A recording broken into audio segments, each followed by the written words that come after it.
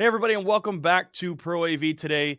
If you've watched this show at any point in time over the last couple of years, you've probably heard us talking about the digitization of AV, whether that's through software tools, whether that's companion pieces, whether that's full on digital platforms and things like that. And a lot of times, as a community that's relied traditionally on hardware, we can miss some of the things that come with that digitization, right? And one of the things that I wanted to spotlight today specifically is that UI and UX side. So the user experience, the user interactivity side. So I wanted to bring on someone today who has lived in that world, has done a lot of work in that world, but also has a number of different experiences that they can bring into the conversation. And that's Joe Wylezik over from Vincit. Joe, thanks so much for coming on the show today. Yeah, thanks, Ben. I appreciate it. This is awesome. Well, Joe, look, you and I had a chance to chat at NAB this year and talk a lot about some of the ways that not only manufacturers, but providers and suppliers have shifted towards this digitization, right? And I want to make a distinction kind of up front, especially when we're talking about companion pieces and tools and things like that in softwares. Most of the time we're talking about custom pieces from the ground up, right? We're less talking about kind of off the shelf stuff, and there's a place for that, and there's a lot of opportunity there. But as we're having these conversations, I want to focus mostly on like that enterprise ground up side. So, from that perspective, Joe, talk about some of the ways that you've seen the conversation around UI and UX change specifically on that enterprise and more of that custom side. I think where I like to sit, because of probably what I do on a day-to-day basis and how I interact with potential partners and whatnot, is the revenue. The customer, the consumer that drives that revenue, right, is the most valuable asset of a business in a sense. And that is where the UI and UX took off in this industry and in technology, in the digital transformation, is that the user is so valuable and so important to acknowledge and to listen to and to accommodate, because that's what's going to end up being your streamlined source of revenue, right, at the end of the day. And when it comes to UI and UX, if it's not working well, if it's not what your user base is wanting, and it's not what your customer base is wanting and going, excited about and wanting to go through, then you're going to have a massive issue. You're going to see the things that you don't want to see as a business owner for your offering or for your services or for your products. So that's where we typically sit. That's typically where that UI UX has now turned into it being really one of the more important sections and most important areas of your software piece, because at the end of the day, they don't know jack squat about that back end. They don't know anything about the operating flow. They don't care about the code, right? At the end of the day, the person that's entering that information that we want to collect or providing us with that revenue that we're wanting, that's realistically the only thing they care about, the only thing they want. Well, I love that you bring up that point, right? Obviously focusing on that end user and that really that revenue piece of the pie, I think is so important, right? Historically in the AV and integrated technology side, there's been this channel where a hardware manufacturer will go through a dealer, a distributor, through an installer, integrator, directly to the end user, right? So there's been a lot of insulation, and it is hard. Like, I want to give them credit, right?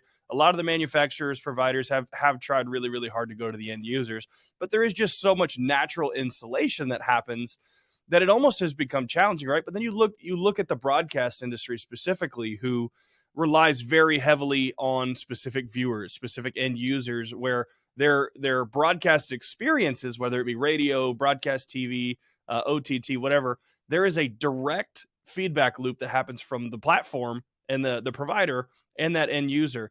Talk about some of the ways that we can grab some expertise from that broadcast community, specifically about sourcing some of that feedback from the end user and actually creating platforms that are valuable for them.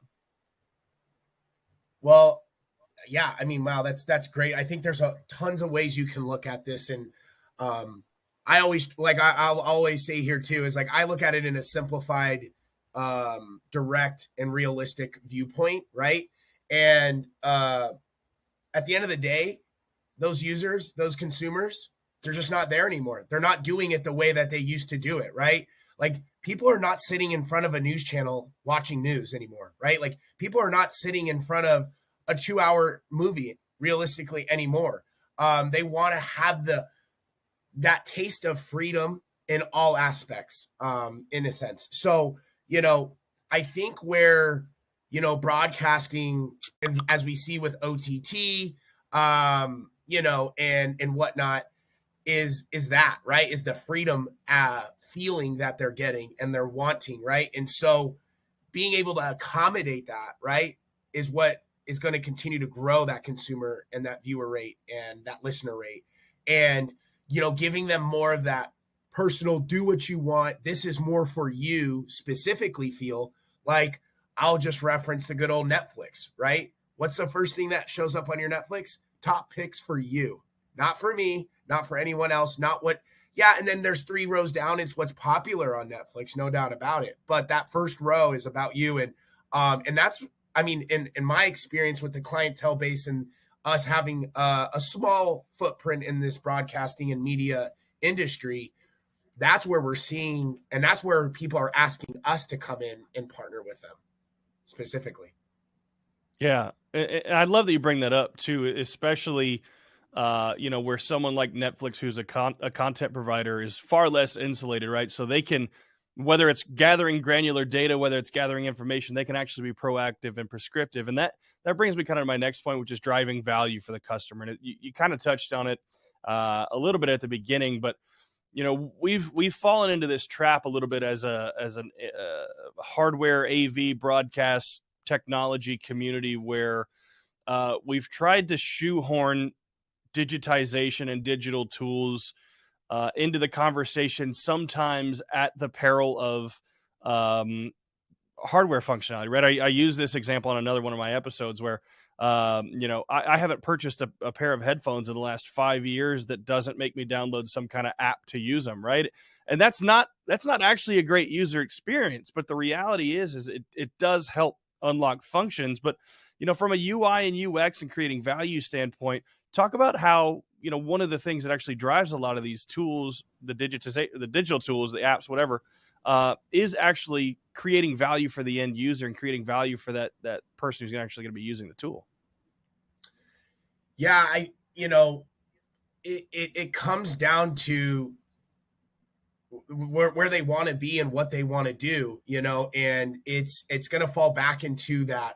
I want that personalization. I want that freedom. It's to be revolving around me, and I want it to accommodate my needs and wants, and I want it to do what I want it to do. And it's not about what it does for Ben or Joe. It's about what it does for that specific individual. And in a sense, broadcast and media has had a hard time with that because the way it was built, the way it was structured, it kind of moves so much faster than the technology industry immediately, especially when it first hit the ground running, right?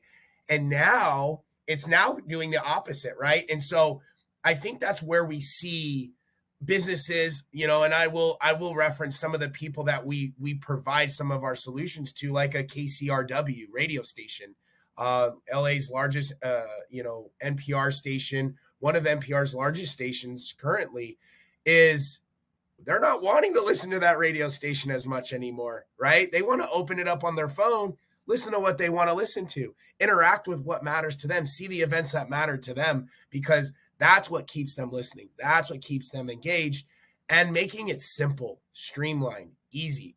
I'll reference, in my opinion, one of the greatest products ever created, which is the Apple iPhone, right? I mean, think about the evolution of it. I mean, it really hasn't changed over the past 5 years. I mean, really hasn't. And that's the purpose of it, right? Because it's easy, it's simple, it's consistent. That's the benefit. But yeah, then you have your Androids, you have your, Googles, and you have your other devices and user interfaces and user experiences, and other people have those options. But over and over again, more and more people continuously are buying more and more iPhones, and they're really not changing that much, right? I mean, they do a small software update on a layout and in the actual experience of the software, and it's like groundbreaking. It's like headline groundbreaking, right? And it's like, nothing's really changed, just the way it looks, right? Like at the end of the day. So I think that's kind of where broadcasted media is now getting that feel and getting that urge to be like, okay, how do we get in front of them, or how do we accommodate their wants and needs instead of trying to broadcast and stream to a large amount of people and promote it in a large viewpoint? Instead, let's put it in front of Joe for what Joe wants, and let's put it in front of Ben for what Ben wants. Well, I'm gonna stick on Apple for a second. I think that's a good analogy. And one of the things that you've seen Apple do that is trickling into our industry holistically now is accessibility, conversations around equity, things like that. And Apple really was one of the pioneers, especially from a UI and UX perspective, on things like adjustable text size, sorry, accessible audio, hearing devices, TTY functionality, things like that. How important are those accessibility features to end users these days? It's a conversation, look, that's worth having, but I'm curious, on a higher level, how much are end users actually demanding some of those accessible features? Oh my gosh, it's not so much even about the features anymore and the benefits, right? It's more about the accessibility, right? And like that you just referenced that. It's about being able to use it more efficiently and more consistently. It's not about it being really cool looking or really attractive. It's really about, how do I get from one task to another task, the easiest, most simplest way? How do I make this device interact with me and provide me the true value it needs to do and needs to perform on my day-to-day activities, my day-to-day basis, right? That could be for personal usage. That could be for work purposes. That could be for photography. That could be for podcasting. I mean, there's a lot of ways for you to structure your device and use your device. And I think what they approached it is, let's not try to make the phone maybe more appealing, but let's make it more accessible, like you're saying. And that's what we see on a day-to-day basis, is someone coming in and saying, I want to create this, I want to do this. And we'll have to sit back and say, but is that going to be accessible? Is that going to be truly valuable to your consumers and to your clientele base? Yeah, that's a great point, especially as you talk about, tools like handoff and being able to replicate experiences from one screen to another. Those are conversations that are being had, especially when you're talking about in applications and work functions, making sure that people have access to the same tools, that there's equity across platforms, things like that. And, wanted to kind of step back a little bit and change the subject just a touch. As a community of largely technical people, we have a tendency to try and do things ourselves first. And that we've seen that kind of take place, especially in the digital design world, right? Where we're talking about not only website development, right? We're talking about app development, features, functionalities development, things like that, where we've tried to accomplish it as a community by hiring internal, using subject matter experts, things like that. But, I wanted to talk a little bit about the value of actually bringing in a professional in a company, right? It's something that we're very familiar with from an installation and an integration and training side. But I think something that we're, as a community, naturally a little bit less reluctant to, because we think we might be able to do it internally. Talk about that battle a little bit between using an organization like Vincit, for example, or trying to do it internally. Yeah, I mean, I always use this line in my day-to-day operations and conversation is, man, you're a professional at what you do, and I'm a professional at what I do. And there's no need for me to go in to try to be a professional at what you do outside of what I'm doing.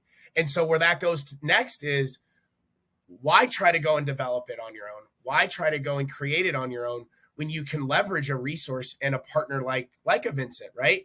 And take the time to use your ideas and your concepts and for instance, actually be told if they are reality or not, right? Before you go in and say, oh, I want to do all of this and have all of this. But once again, is it truly valuable for the business? Is it truly going to be something that's going to develop and generate what the main goal of the business is, right? And I mean, we all know what the main goal of every business is, but it really comes I don't know down what you're talking about. Have fun, right? That's the main goal. Well, at least for me and you, that is, right? But I think for the guys that sit on the boards, they want the dollar signs to continue to go up, right? So and that's what it comes down to. I think we're going to create a consistent trend in these conversations leading to that technology is that resource, right? And it actually has a massive impact in that. So instead of bringing it in-house and hiring and finding, right, go and seek and rely on the self-sustained, self-structured professionals at it, right? Over and over again, people will come to us and say, I love what you did here. I would love to do something like that for me. And it's like, exactly. And so I want to come to you for that advice. I want to come to you to hear what you did there.